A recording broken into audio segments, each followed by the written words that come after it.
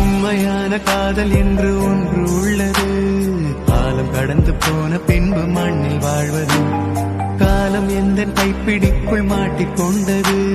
காதல் என்னை விட்டு விட்டு எங்கு சென்றது. கடவுள் வந்து பூமி மீது வாழும் போதிலும் காதல் தோல்வியாகும் போது சாக தோன்றிடும். காதல் இன்றி பூமி மீது வாழ நேர்ந்திடும். கொஞ்ச நேரம் கூட நரகம் போல மாறிடும்.